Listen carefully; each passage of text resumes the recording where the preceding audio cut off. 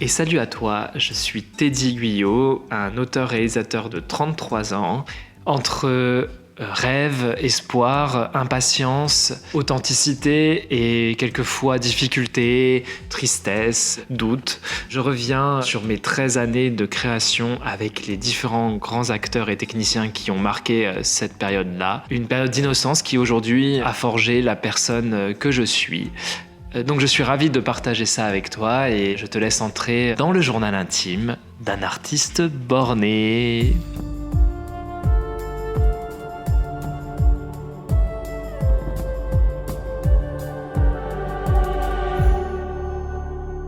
Et bonjour et bienvenue sur le podcast Journal intime d'un artiste borné. Et cette semaine, je continue mon voyage à travers le temps sur l'expérience The Gift. Et donc, vous allez m'accompagner dans les années qui ont suivi le tournage de Charm Resolution. Si vous avez écouté l'épisode de la semaine dernière, vous savez que la jeunesse du projet était une parodie, que ça s'appelait Charm Resolution, et qu'elle était à la base collective, et puis qu'au fur et à mesure, les personnes se sont un petit peu détachées du projet, et quand on arrivait dans la deuxième saison, c'était plutôt devenu mon projet personnel, plus introspectif. Vous savez aussi que la première fois qu'on a construit les épisodes, donc avec les réalisateurs qui ont monté les épisodes, c'était sorti donc à cette période-là. Pendant l'année 2014, on a sorti jusqu'à l'épisode 7. Première diffusion de la série, je l'ai arrêté à l'épisode 7, parce que j'étais pas du tout satisfait du résultat. Je trouvais que ça rendait pas honneur aux efforts que chacun avait fait, et je commençais vraiment sérieusement à me dire que vu la qualité de la saison 2, on ne regarderait jamais la saison 2 puisque la saison 1 ne suivait pas. Tout sachant, vous savez très bien que la saison 1 de Charm Resolution, donc la première version de cette série, est disponible maintenant sur ma chaîne YouTube. Donc ça, c'est la version que les différents metteurs en scène ont fait en 2012-2013. Donc c'est vraiment l'état brut des épisodes. Et puis vous pouvez trouver toujours la série complète The Gift, qui est donc l'ultime version de ce projet, sur ma chaîne YouTube Les Mondes de Ted. Cette semaine, je reprends donc mon histoire là où je l'ai laissée, c'est-à-dire en juin 2014. Et pour moi, en juin 2014, les tournages de Charmed Resolution sont terminés. Enfin, mon film est terminé, j'ai tourné mon premier long métrage. On mélangeait aux derniers épisodes, tout est cross-bordé, tout est mélangé, mais j'ai réussi à terminer cette série. Elle a un début, un milieu, une fin. Je suis heureux. J'ai terminé mon projet. Je me sens vide d'énergie. Il faut le dire, la plupart des relations que j'avais développées et les amitiés que j'avais avec les comédiens principaux se sont effritées. Enfin, j'ai très mal vécu cette période-là, forcément. Il y a des bons souvenirs, mais il y en a beaucoup moins que dans la saison 1. Et finalement, ce projet, il a un petit peu alourdi toutes les relations. On a besoin d'un temps pour se retrouver. Je vous ai parlé dans l'épisode précédent du projet TFQ, qui est donc une web-série que je faisais avec ma famille et dont j'avais tourné certains épisodes en été 2012, certains épisodes à Noël 2013, et j'avais envie de faire une deuxième saison. Parce que j'avais pas assez tourné cette année-là, figurez-vous que j'avais envie de relancer le projet TFQ, qui était un projet plus personnel. Après avoir passé littéralement un tournage de l'enfer, vraiment, j'avais envie de quelque chose de plus simple avec ma famille, quelque chose qui me remettait un petit peu en selle. Et puis j'avais aussi créé une relation amicale avec Fanny, qui incarne Léa dans la série Charm Resolution. J'avais créé une relation amicale avec elle et j'avais envie de développer cette relation via un nouveau personnage qui à la base devait incarner Ombéline. Mais avec Ombéline, ça se passait pas très bien entre nous à ce moment-là. On s'était vraiment violemment disputé pendant le tournage de The Gift et j'avais absolument plus envie d'avoir des contacts avec elle. À ce moment-là, en tout cas, Ombéline fréquentait Florent à l'époque. Florent, pareil, je l'avais un peu associé à ça. J'ai pas été très juste en fait. Je pense que c'était une réaction presque primale de ça a été tellement horrible que je veux pas remettre de l'horrible dans TFQ. Donc l'été 2014, on a tourné la deuxième saison de TFQ. J'ai proposé le rôle à Fanny, avec qui je m'entendais très très bien. En fait, ce qui m'a conduit à proposer le rôle à Fanny, c'était que j'avais un peu sous-exploité son potentiel dans Charm Resolution. Elle était très anecdotique. J'avais envie de développer ma relation avec elle en tant que comédienne. Donc je lui ai proposé le rôle qu'elle a accepté avec beaucoup de plaisir. Et puis le personnage de Kihiro, qui était un personnage que j'avais pensé pour Florent à la base, je m'étais dit, tant pis, je me vois pas retourner tout de suite avec Florent après toutes les histoires qu'on a eues et toutes les tensions et tout ça. Je pense que ça aurait été compliqué. J'ai pas été très correct parce que je l'ai pas recontacté, mais je n'étais pas capable à ce moment-là. Je n'avais plus du tout de recul, on était jeunes. Donc j'ai mon amie Alice Lemercier qui joue un petit rôle dans la série et qui a proposé son copain de l'époque pour jouer le rôle de Kihiro. Le tournage s'est bien passé globalement. Ça durait sur 2 semaines de juillet à août. C'était toujours un petit peu à l'arrache, mais c'était beaucoup plus sympa et il y avait beaucoup moins de tension sur le tournage, donc ça ça faisait du bien aussi d'être sur le tournage là. Marlène prenait un nouveau rôle, elle ne jouait plus Persephona, mais elle jouait un personnage beaucoup plus loufoque.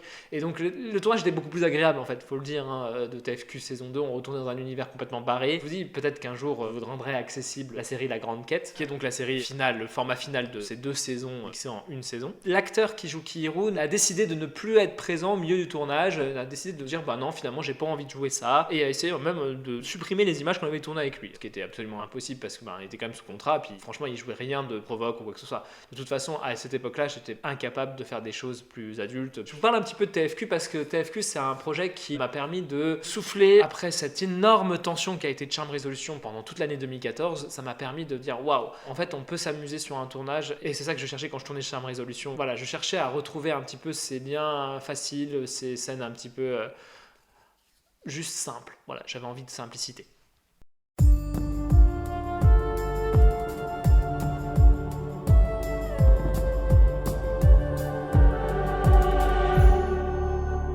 On arrive donc en septembre 2014 et là je rentre en master cinéma et je commence à avoir vraiment des expériences plus professionnelles. En fait mon master c'était master 1 assistant réalisateur. Je devenais l'assistant de professionnels qui venaient sur les tournages, on faisait un tournage professionnel. J'étais perchman sur un des 2 films de master, donc en fin d'année, et j'ai commencé à découvrir vraiment les différents postes, l'importance de la technique, l'importance de la lumière. J'ai tellement appris sur ces premiers tournages plus pro, je me suis rendu compte à quel point j'étais à côté de la plaque avec Charmed Resolution et avec TFQ. Ça m'a amené à rencontrer des personnes que j'aime beaucoup qui m'entouraient, donc les autres étudiants de master qui voulaient se professionnaliser dans le domaine. M'est venue l'idée de créer le passé de Phoebe dans la réalité. Finalement, dans la série Charmed Resolution, dès le début, j'ai établi que Phoebe était une prostituée et qui vendait son corps pour de la drogue.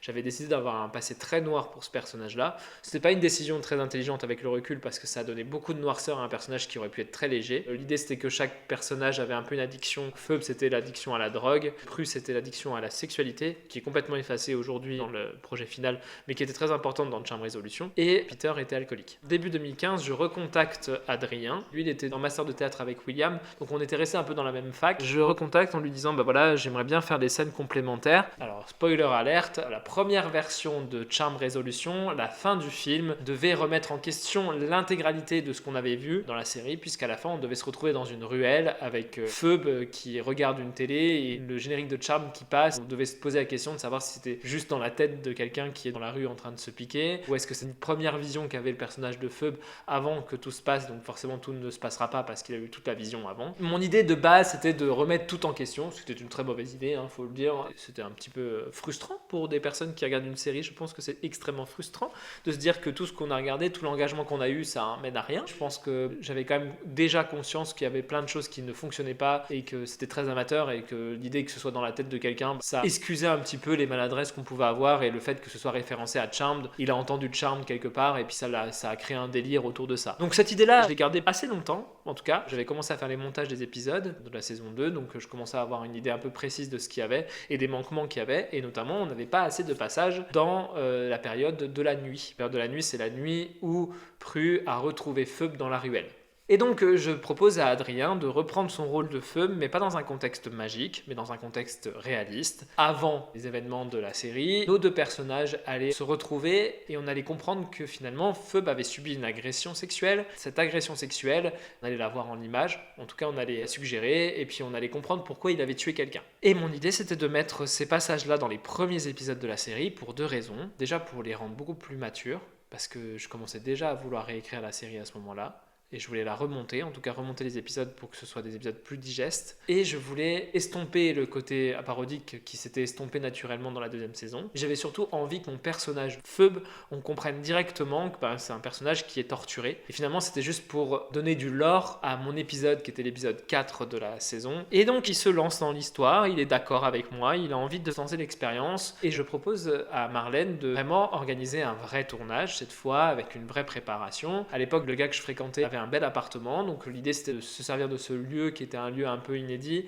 et j'avais des scènes de nuit puisque c'était la nuit, mais cette fois on allait emprunter du matériel, je commençais à avoir des connaissances en fait, simplement, et on allait avoir une vraie équipe. Arrive donc le tournage de la nuit, Donc c'est comme ça que j'ai appelé le court-métrage. Donc à la base, c'est quand même un court-métrage, une espèce d'épisode 0, dans lequel on découvre Phoebe qui se fait agresser sexuellement par l'agresseur, après qui est retrouvé dans la rue par son frère, et puis finalement qui garde ce secret entre eux. Le tournage de la nuit, il a été salvateur pour plein de choses. Déjà parce que pour la première fois, on tournait dans un contexte plus professionnel, avec des gens qui savaient ce qu'ils faisaient. Alors pas tout le monde, je sais que Florian débutait complètement dans le son et lui il était à la base que compositeur de musique, il faisait que de la musique pour lui, il était complètement débutant et il se retrouvait avec du matériel de prise de son, ça a créé quelques petites situations un peu drôles. Marlène a débuté dans son rôle d'assistant réalisateur, mais il y avait d'autres personnes dans cette équipe qui étaient dans la même formation que moi d'assistant réalisateur et qu'on commençait à comprendre tous les postes. Enfin, le tournage de ce film était beaucoup plus structuré, beaucoup plus préparé, et donc on était plus dans l'improvisation de 2014, là on était vraiment dans quelque chose de plus cadré, sur 3-4 nuits, bon il y a eu quelques petits couacs, mais ça commençait vraiment à être un vrai plateau de tournage. J'avais choisi les cadres que j'avais envie de mettre en place, j'avais des intentions claires sur toutes les scènes, ce qui fait que ce tournage-là, ça a été la première fois où je me suis senti réalisateur dans le sens chef de plateau, voilà. Et je me sentais à ma place. Bien sûr j'étais comédien aussi, mais je me suis senti à ma place pour la première fois. Pourtant on en avait tourné des épisodes de Charmed Resolution finalement, si on regarde dans Charmed Resolution, je suis le réalisateur de l'épisode 4, je suis le réalisateur de l'épisode 10 de la saison 1, je suis le réalisateur de l'épisode 1 de la saison 2, l'épisode 5, l'épisode 6, l'épisode 7 et le film. Donc j'ai quand même réalisé une grande partie de la série. Mais là, la nuit, c'était vraiment la première fois où j'avais des intentions d'auteur. Le tournage se passe très bien, j'ai un très bon souvenir de ce tournage-là, et ça a un petit peu apaisé ma relation avec Adrien finalement, parce qu'on a commencé à recréer du lien au-delà du projet, du lien plus amical. Cette année-là, j'ai fêté mon anniversaire avec William, avec Adrien, avec Anthony, qui sont revenus dans ma vie. On s'est retrouvés en fait à ce moment-là.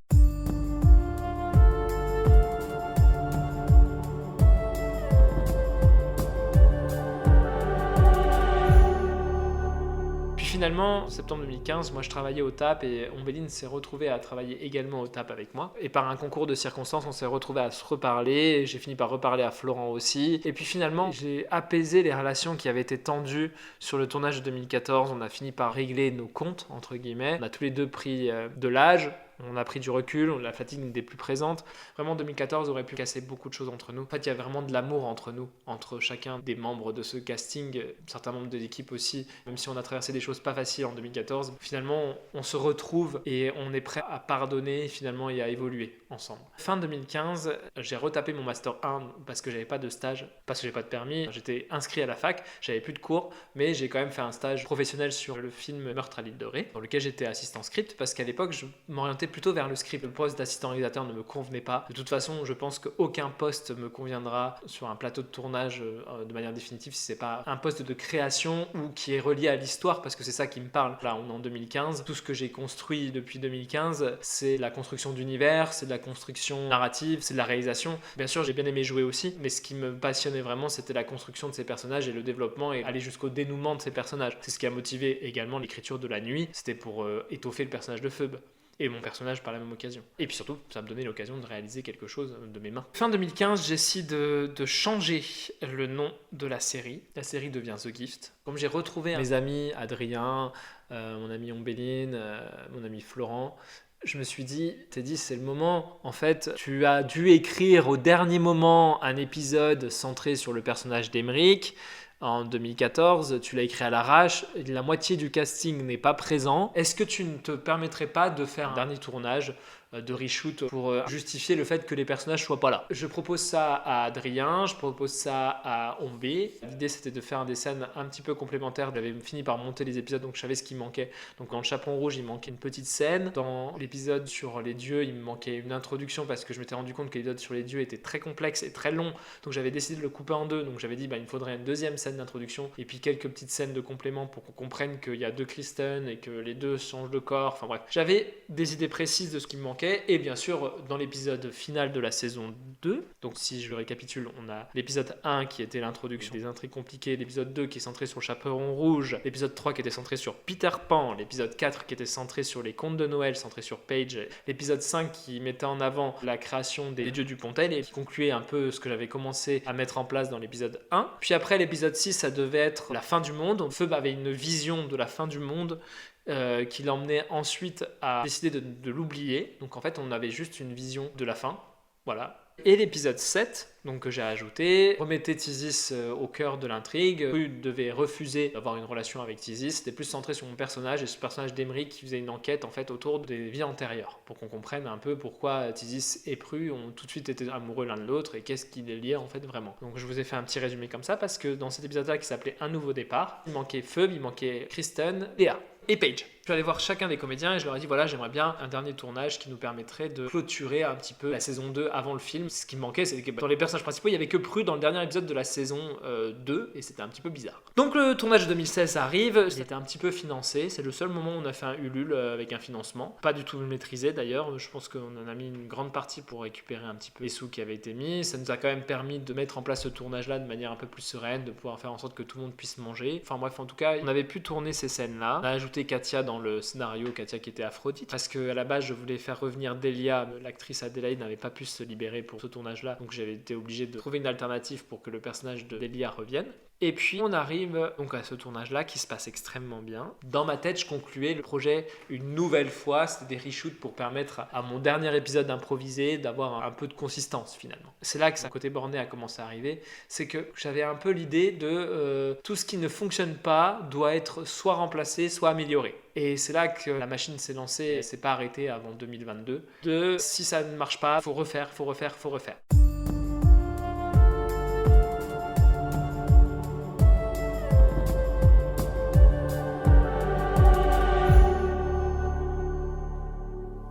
Fin 2016, je tourne La Tentative, qui porte très bien son nom, qui est une tentative, une scène de la pièce de théâtre Harry Potter et l'Enfant Maudit adaptée. C'est une scène qui met en scène Harry qui essaye de créer du lien avec son fils Albus. J'ai décidé de mettre en scène ça très rapidement, avec la contrainte stupide, et encore aujourd'hui je trouve que ça gâche le film, de le faire en anglais alors que les comédiens maîtrisent pas l'anglais. N'essayez pas de comprendre pourquoi. Le film a cette particularité-là, ça fait partie des mauvaises décisions. Des fois on prend des décisions et on les assume jusqu'au bout et on fonce dans le mur, on le sait, mais on fonce quand même dans le mur. C'est un peu ça, voilà. Et pendant ce tournage-là, je rencontre Alice qui est la comédienne qui va prêter ses traits à Ginny, et avec qui je crée une relation amicale assez forte, dans laquelle je vois le personnage de Pandore. J'ai envie de faire quelque chose autour du personnage de Pandore, ça me parle, j'ai envie de créer une mythologie. En plus, à l'époque, je regardais beaucoup Once Upon a Time, développe beaucoup de personnages, beaucoup d'intrigues dans le passé, qui a beaucoup d'allées et venues entre le passé et le présent. Et là, j'étais en mode, j'ai envie de construire un nouvel univers, j'ai envie que tous les épisodes de la série The Gift jouent comme dans Once Upon a Time à 2 temporalités différentes. Et je propose donc à Alice de prendre le rôle de Pandore, la première sorcière. Alors c'est pas elle qui l'a joué en première. Il faut savoir qu'il existe une scène dans Charm Resolution, dans l'épisode 9 de la saison 1, où mon personnage discute avec Pandore. Ça a été tout de suite établi que Pandore était la première sorcière. De toute façon, dans le film, il y avait aussi un écho là-dessus. Pandore était la première sorcière, clairement, dans l'histoire. Et j'avais envie de développer son lore. Sachant que dans les reshoots de 2016, j'avais déjà cité Pandore, on avait créé le sceptre d'Atlante que Pandore avait caché en Antarctique, il y avait l'histoire de Paige qui était liée à ça. Je lui ai très bien vendu le personnage, et d'ailleurs je pense qu'elle peut pas dire le contraire, mais ce que je lui ai vendu, elle l'a eu. J'avais besoin d'avoir un personnage féminin badass. La semaine dernière, je vous ai évoqué le fait que j'étais un grand fan de Buffy, et moi ce qui me manquait, c'était des personnages féminins forts. Alors il y a Kristen qui finit par être le personnage brillant du film, il y a aussi Paige qui est un personnage un peu bagarreur, mais vraiment un personnage féminin un peu complexe, un personnage marquant, un personnage courageux, un personnage fort. Et Pandore, c'était clairement celui que j'avais envie de développer. On arrive en 2017. J'ai envie de redoubler l'intégralité de la saison 1 pour adapter l'histoire et inclure les mots du monde dès le début. Donc j'ai réinvite tous les acteurs à redoubler toutes leurs scènes de la saison 1 parce que le micro était catastrophique et on comprenait rien à ce qu'on disait et pour moi c'était pas possible. On met en place tout, je change des dialogues pour que ce soit plus sérieux, le ton change, le jeu se développe, tout le monde refait toutes ces scènes, toutes les personnes qui peuvent pas être là ont été doublées par d'autres comédiens. Je recontacte tous les réalisateurs en leur demandant si je peux récupérer les droits de leur épisode. Il y a vraiment l'idée de cette fois Charm Resolution disparaît et je crée The Gift.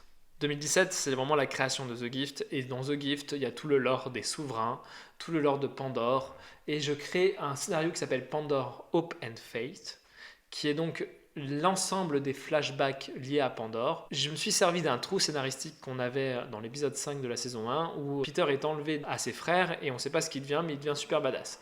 Et pour moi, je me suis servi du fait qu'il soit enlevé pour justement utiliser cette brèche pour qu'il rencontre sa fille, pour qu'on puisse avoir des nouveaux échanges avec eux, pour qu'on puisse retrouver ce personnage de Peter et découvrir tout le lore autour de Pandore par l'intermédiaire du personnage de Peter. Franchement, sans me jeter des fleurs, je trouve que c'était assez intelligent d'utiliser ce trou scénaristique volontaire pour justement agrémenter la mythologie de la série. Bon, spoiler alerte, j'aurais certainement dû en faire un film à part et non pas des flashbacks. Ça aurait fait un épisode à part et ça aurait été très très bien, je pense. Avec le recul, je trouve que ça n'était pas justifié d'avoir autant de flashbacks de Pandore. Je pense qu'on aurait pu largement s'en passer. Ça s'est fait comme ça. On tourne également le générique de la saison 1, le nouveau générique, qui est donc réalisé par Benoît, qui était mon compagnon à l'époque, sur la nouvelle musique créée par Florian, qui devient le compositeur officiel de la série à ce moment-là. En fait, 2016-2017, c'est la construction du projet The Gift, qui aurait dû, je pense, être un projet à part, mais je regrette rien, parce que le tournage de Pandore, c'est le meilleur du tournage de 2014 et de mes connaissances que j'ai eues à partir de 2015. En gros, ça mélange très très bien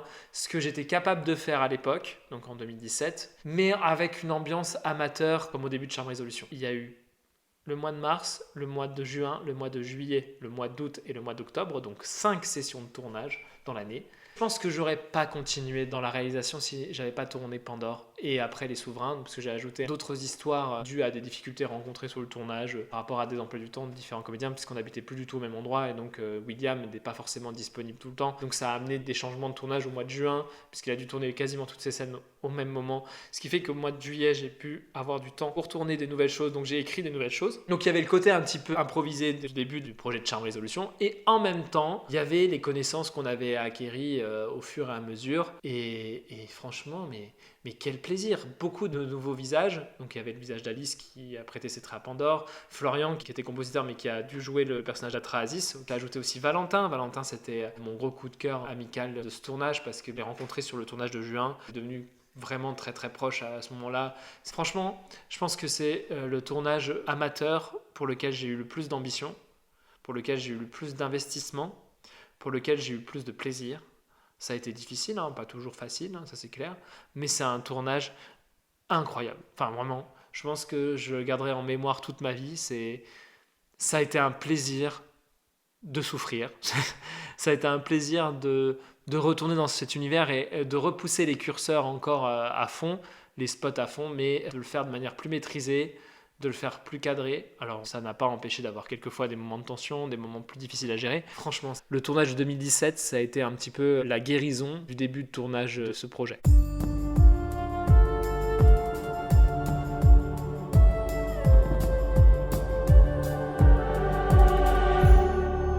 Fin 2017, je me retrouve avec énormément de quantité à monter. J'ai ajouté 60 scènes, je pense. Enfin, il y a énormément de contenu. Maintenant, le projet, il est beaucoup plus complexe. Maintenant, les démons, c'est devenu une humanité particulière. En fait, ça s'est complexifié à ce moment-là. Le pendant négatif de ce tournage qui a été incroyable, c'est que ça a ajouté énormément de questions que je n'avais pas soulevées au début, hein, ça faut le dire. Et puis, il faut aussi le dire, on a vieilli. 2017, c'est 3 ans après 2014, c'est 5 ans après le début de la série, donc forcément on n'a plus les mêmes têtes, plus les mêmes visages, plus les mêmes corps, simplement, on vieillit. C'est des choses qui vont se voir sur le projet final et qui se voient d'ailleurs sur le projet The Gift. Clairement on voit les différentes époques, mais je pense que ça a tellement été un tournage important pour moi, des retrouvailles avec plein de comédiens, ça n'entache en rien le travail que j'ai fait là-dessus et je suis très fier d'avoir mis en place tant de choses en si peu de temps. Et je suis tellement reconnaissant de l'investissement de chacun. 2017, c'est 5 ans après le début de la série, et pourtant l'investissement est toujours là. Et le plaisir de tourner est même décuplé dans cette période-là. Les 5 sessions de tournage ont des moments mémorables, des moments incroyables, et qui sont gravés dans ma tête. C'est un très très beau moment. En 2016 et 2017, j'ai tourné 2 autres courts-métrages, Je suis un sens et Je suis belle, qui sont donc 2 courts-métrages que j'ai proposés au Nikon Film Festival de 2017 et 2018. J'avais envie de me confronter au format très court. Je suis très content de ces films aussi. Il y a un côté très borné sur le projet The Gift, mais finalement, j'ai quand même pas mal bossé à côté, et je me suis jamais arrêté de créer des choses en fait. J'ai beaucoup privilégié la quantité à la qualité, surtout sur The Gift, mais ça m'empêche pas d'avoir fait des scènes qui font partie de mes scènes préférées encore actuellement en tant que créateur. Le temps passe, et donc en 2018, Alice me propose de participer à OPS. Son projet, c'est de mélanger l'univers de Orgueil et Préjugés avec celui de Harry Potter. Moi, je me sens submergé par The Gift. La quantité de boulot que j'ai à faire est énorme, Et en plus de ça, Marlène, dans sa vie familiale, elle attend un bébé et elle veut plus s'engager autant sur des projets bénévoles parce qu'il ne faut pas oublier que tous ces projets-là sont bénévoles. Ils sont chronophages. Quand on commence à fonder une famille, c'est impossible de s'investir. Donc en fait, quand Alice me propose ce projet, je pense que j'ai pas agi de manière très correcte. Je pense que avec le recul, j'aurais peut-être dû décliner. Pas parce que le projet était inintéressant, au contraire, il était très intéressant, mais il méritait quelqu'un qui s'investisse beaucoup plus. Et moi, à l'époque, j'avais pas spécialement envie de m'investir dans un nouveau projet amateur ambitieux, sachant que j'avais pas encore terminé The Gift, que j'étais en plein dans les montages, en plein dans les doutes. En plus, j'avais envie de vivre à l'étranger, j'avais envie de vivre à Édimbourg avec Benoît, on avait envie de sortir de Poitiers. Ça me retardait encore d'1 an mon départ, mais j'ai accepté. Et le projet a été financé par Ulule. C'était le plus gros budget que j'avais eu en film amateur, donc il y avait énormément de budget alloué au décor et aux costumes. Et puis finalement, on se retrouve dans la même structure que 2017. En 2019, donc en 2018, on tourne un petit teaser. Je l'ai très personnalisé ce teaser-là. Je me suis occupé du montage et des effets spéciaux. Et puis après, sur 2019, on commence à tourner donc le film. Comme en 2017, plusieurs sessions de tournage. On en a une en avril, une en juillet et une en octobre. En avril, le ton est donné. La difficulté qui s'est présentée sur ce tournage-là, c'est que les rôles n'étaient pas entièrement définis. Moi, je voulais pas trop empiéter sur le poste de réalisateur parce que je m'étais dit, en fait, moi, mon travail est de soutien psychologique et de soutien technique à Alice, mais je veux que le projet ressemble à Alice. Et il y avait un truc je me sens redevable de l'investissement incroyable qu'elle a eu sur Pandore. Je veux quand même lui rendre un peu l'appareil, mais j'avais pas l'énergie pour m'investir dans un nouveau projet aussi ambitieux. En avril, ça se passe plutôt bien. Les rôles n'étaient pas vraiment définis, donc c'était compliqué de se situer, aussi bien pour les techniciens que pour les comédiens. En plus, il y avait des difficultés parce qu'on a tourné avec... Alors, c'était très chouette, en réalité, est-ce qu'à le dire, puisqu'on a tourné avec des chouettes, ou des hiboux, je sais plus. Enfin, c'était vraiment très cool. Mais les comédiens étaient débutants, ils étaient jeunes, parce que je me rappelle que c'était une des contraintes qu'Alice voulait. Elle voulait des comédiens qui avaient à peu près l'âge de ses personnages. C'est très très difficile de tourner avec des comédiens plus jeunes, et c'est très difficile pour eux de tourner en film d'époque, donc en corset. Enfin, il y avait vraiment beaucoup de contraintes sur ce projet. Bien qu'il a beaucoup de qualités, notamment je trouve qu'il est plutôt bien filmé. Au mois d'avril, on a tourné les scènes chez Madame Bennett, il y avait des jolies scènes, il y avait des costumes, ils sont incroyables ces costumes en réalité. Que le travail que Alice a fourni et Angeline aussi après sur les costumes, c'était incroyable. Et je regrette aujourd'hui de ne pas avoir vu le potentiel de ce film. Je pense qu'avec le recul, j'aurais dû dire, j'en étais pas capable, mais j'aurais dû dire à Alice, écoute, je veux bien reprendre ta nouvelle, écrire un scénario dérivé de cette nouvelle-là et réaliser le scénario en question.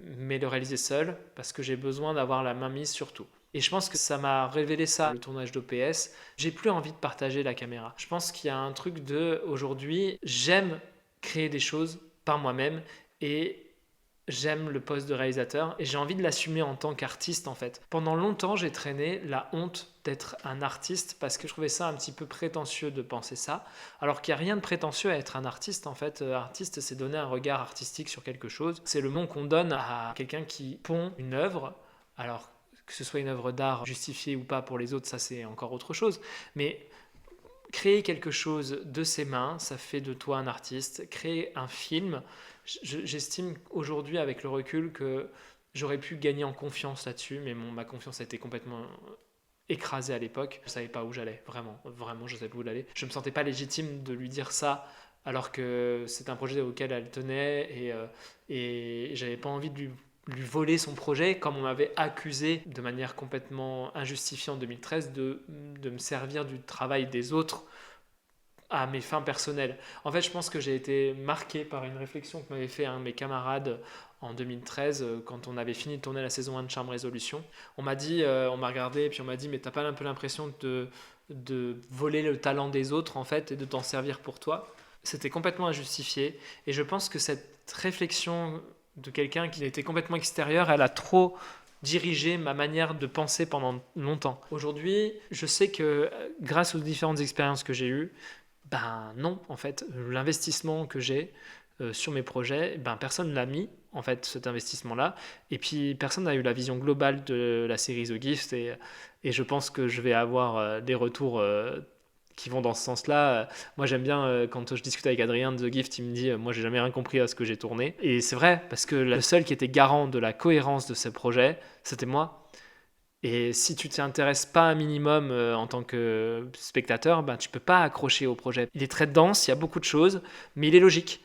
Si l'histoire tient la route, c'est parce que je la maîtrisais. Et quand je suis arrivé à OPS, j'avais pas du tout envie d'avoir encore le rôle de celui qui vole le travail de quelqu'un d'autre. Et le fait que je ne me positionne pas clairement sur ce projet, ça a clairement nui à la qualité du résultat et à la qualité de mes relations sur ce projet.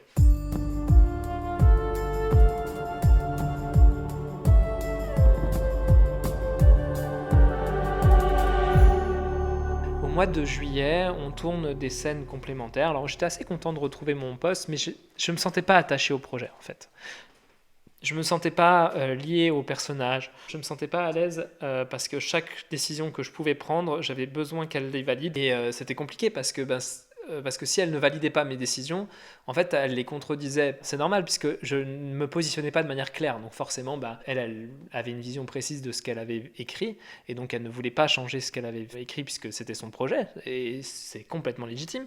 Mais de ce fait, je ne savais pas où me positionner et c'est vrai que certaines comédiennes sont venues me voir à la fin du tournage de juillet et m'ont dit écoutez, en fait, moi, il y a un problème dans ce tournage-là. Tu me donnes une indication et Alice m'en donne une autre et en fait, je ne sais pas ce que je dois jouer parce qu'à chaque fois, c'est contradictoire et en fait c'est très fatigant pour nous et comme on est jeune comédien et c'est vrai c'est pas jouable en fait et le tournage devenait difficile donc entre juillet et octobre je savais qu'octobre on avait des grosses scènes à tourner et il fallait absolument qu'Alice elle puisse se former. J'ai passé beaucoup de soirs avec elle à réfléchir à comment mettre en scène, à quel type de plan elle voulait, à creuser mais c'est pas le poste qui la faisait rêver contrairement à moi.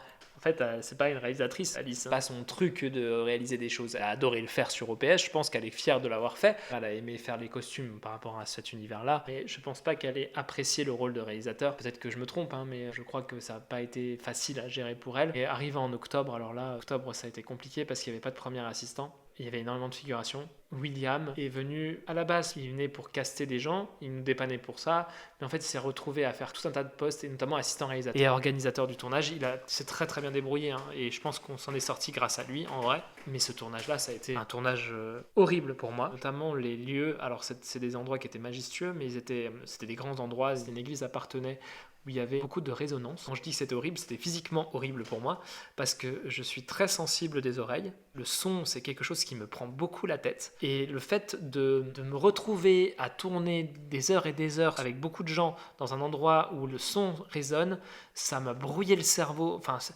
horrible ce tournage. C'était que des scènes en plus avec beaucoup de gens. Il y avait des tensions dans les équipes parce que l'équipe était très grande. C'était beaucoup trop ambitieux. Sans un chef de plateau, c'était pas possible. Et ce tournage-là, à la fin, je me rappelle être tombé dans les bras de Ombelline qui jouait un rôle dans le film et de William et lui dire moi je veux plus jamais toucher une caméra de ma vie parce que si c'est ça de tourner des films professionnels, les gens ont du mal à s'entendre, où tu te sens extrêmement seul, où il n'y a pas cette ambiance que moi j'aime dans les tournages et que je pense qu'Alice aimait aussi et qu'on a eu en 2017, c'est-à-dire cette union malgré l'adversité et que créait aussi Marlène en tant que première assistante. Cette union-là, elle n'était pas là parce que il y avait beaucoup trop de choses à faire en même temps et on était dispersés et il n'y avait plus de communication entre nous, entre Alice et moi, entre le chef opérateur de l'époque et moi. En plus, les membres de l'équipe changeaient en fonction des tournages parce que ils n'étaient pas sûrs de pouvoir s'investir autant. En fait, j'avais sans arrêt des retours de tension.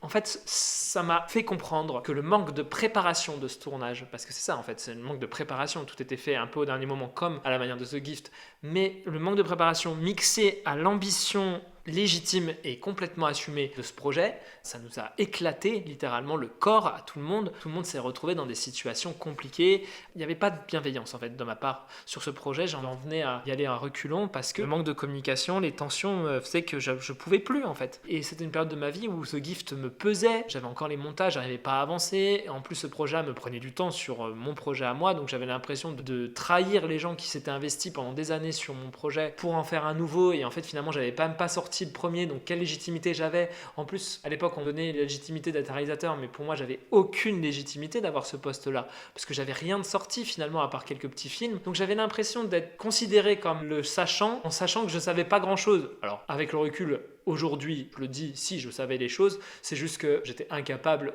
de prendre ma position. J'aurais dû prendre une position beaucoup plus forte en fait. Quand on fait un projet de réalisation, en tout cas c'est comme ça que je vois les choses aujourd'hui, il doit y avoir un chef de projet, il doit y avoir une tête, et cette tête-là doit être compétente, doit savoir ce qu'elle fait et doit savoir dans quoi elle s'engage. Forcément, quand on débute, c'est difficile de savoir tout ça. Et bien sûr qu'Alice, elle a fait un travail monstrueux et incroyable. Et j'admire qu'elle ait réussi à faire ça. Enfin, je veux dire, c'est son premier film.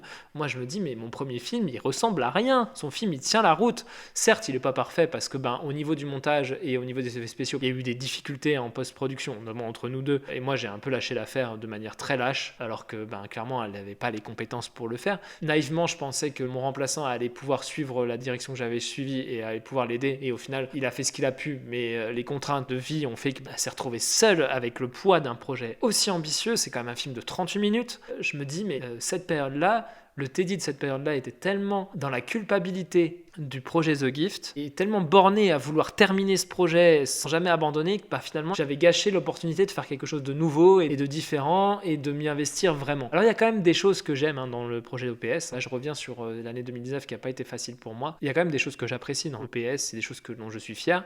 Il y a un plan séquence en Préolard où la déco, ils avaient fait un travail de malade. Enfin, la déco et les costumes, de toute façon, ils sont assurés de A à Z. L'idée du plan séquence après au larc qu'avait eu Alice, c'était vraiment très chouette et c'est vraiment réussi pour le coup. Pareil, les scènes dans la grande salle avec Benoît qui joue le rôle du directeur de Poudlard, je trouve que ces scènes sont belles en fait. C'est juste que comme j'ai complètement lâché la pauvre Alice dans la direction d'acteur, c'est quelque chose qui s'apprend en fait, la direction d'acteur. Et puis moi, j'avais plus d'expérience qu'elle et c'était mon travail de prendre cette disposition-là. Forcément, les acteurs en pâtissent, c'est sûr, puisqu'en plus c'est des amateurs. Le jeu empathie, la compréhension de l'histoire et empathie. Plus on a eu des soucis d'emploi du temps avec les comédiens. Ils étaient tous fatigués, les tournages s'éternisaient. Moi, je suis très fier de la scène avec les armures. La scène d'action avec les armures, je trouve qu'elle est très très belle. C'est une scène que j'avais demandé à Alice, une scène que je trouve pertinente et jolie. Il y a plein d'autres scènes aussi qui sont très jolies. En fait, l'image est très belle, ça c'est clair. Mais c'est juste que chacun aurait dû avoir un poste défini sur ce projet. Et clairement, The Gift en 2017 a amené à avoir un projet moins maîtrisé. Moi, j'étais pas capable de gérer un projet aussi ambitieux malgré le fait que j'ai géré Pandore, parce que Pandore c'était ambitieux mais il n'y avait pas tant de personnes impliquées. Enfin, finalement je faisais beaucoup de postes, là j'avais pas envie de m'impliquer autant.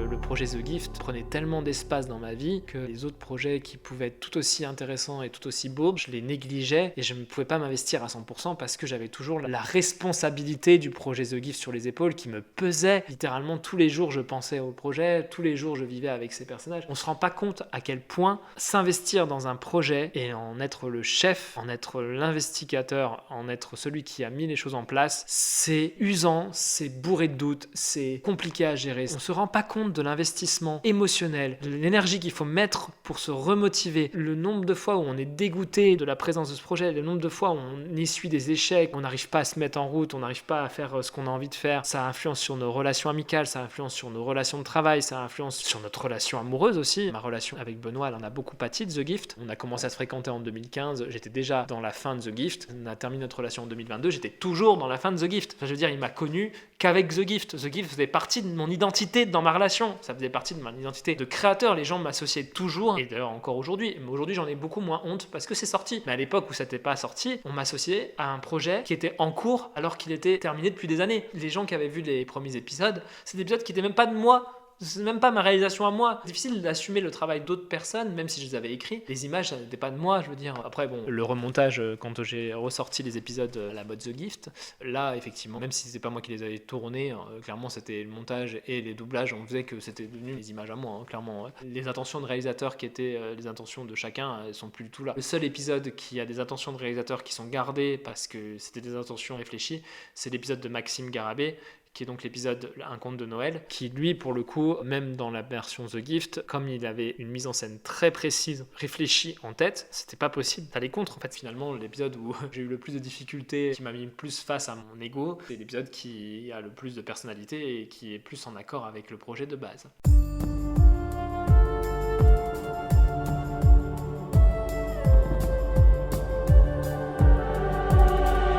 2020, j'abandonne OPS en plein milieu parce parce que je veux partir à Édimbourg. Mais en 2020, notre départ est décalé pour un événement un petit peu impressionnant, je ne sais pas, le confinement, enfin en tout cas la crise de la Covid. Et ça, je vais le développer dans un 3e épisode, parce que là, ça fait un petit moment que vous m'écoutez. Dans cet épisode, vous avez pu découvrir les dessous de la création de The Gift, le projet The Gift, le fils spirituel de Charm Resolution. Donc on a commencé par les reshoots autour du court-métrage La Nuit, puis après des reshoots pour les derniers épisodes de Charm Resolution, mais cette fois ça devenait quand même The Gift, même si la structure restait de Charm Resolution. Et puis après le gros reshoot énorme de Pandore, et là où j'ai complètement restructuré la série. Puis finalement, je vous ai évoqué les conséquences néfastes d'un projet qui dure aussi longtemps, qui repose que sur mes épaules. Le fait d'avoir repris tout The Gift sur les épaules, ça m'a empêché de profiter de l'opportunité incroyable qui était le projet OPS, mais j'ai pas réussi à me positionner parce que la culpabilité, la responsabilité du projet The Gift était sur mes épaules, et très égocentriquement, je voulais favoriser mon projet au détriment peut-être des autres, et j'aurais peut-être dû lui dire non, je peux pas m'engager, mon cœur est déjà pris par The Gift. Mais bon, avec Desi on fait le monde, et puis je suis très heureux d'avoir mon nom associé à OPS parce que ça m'a appris plein de choses. Ça m'a appris aussi des choses sur moi, sur mon caractère artistique aussi, et sur ce que je n'ai plus envie de traverser en tant qu'artiste. Et pour ça, je dirais toujours merci à cette expérience, bien que je trouve que l'expérience a été faite dans la douleur pour tout le monde, et notamment pour Alice et moi. Finalement, c'est nous deux qui avons souffert le plus de cette situation et de ce court-métrage. Je vous remercie d'avoir écouté cet épisode jusqu'au bout. Je vous rappelle que la série The Gift est toujours disponible sur la page Les Mondes de Ted en intégralité. Vous pouvez également retrouver la saison 1 de Charm Resolution, donc la première version de la série The Gift, les épisodes tels qu'ils étaient pensés au début, pareil sur la chaîne Les Mondes de Ted. Et les courts-métrages que je vous ai cités, donc vous pouvez retrouver Try la tentative, vous pouvez retrouver Je suis un sens, je suis belle, et le teaser d'OPS sur ma page. Et vous pouvez également découvrir OPS, donc Orgueil, Préjugés et Sortilèges, sur la page The Cocotte Show, qui était l'association de production qui nous a accompagnés longtemps et que j'ai quitté en 2020, et qui maintenant est plutôt gérée par Alice, dans laquelle vous pouvez retrouver donc le moyen-métrage complet Orgueil, Préjugés et Sortilèges, qui a le mérite d'exister et qui est un premier film très très bien pour un premier film. Voilà, je vous remercie de votre écoute, je vous souhaite une excellente semaine et je vous dis à la semaine prochaine pour la fin de notre chronologie The Gift. Très bonne semaine à vous et à la semaine prochaine. Vous venez d'écouter un épisode du podcast Journal intime d'un artiste borné. Si mon travail vous intéresse et que vous souhaitez en apprendre plus sur mes nouveaux projets, je vous invite à vous abonner à ma chaîne YouTube Les Mondes de Ted et également me suivre sur Instagram sur Les Mondes de Ted. La musique qui nous accompagne dans cet épisode a été composée par Florian Jacob. Et le montage et l'écriture, la réalisation par moi-même, Teddy Guyot. Je vous remercie de votre écoute et je vous dis à la semaine prochaine pour un nouvel épisode.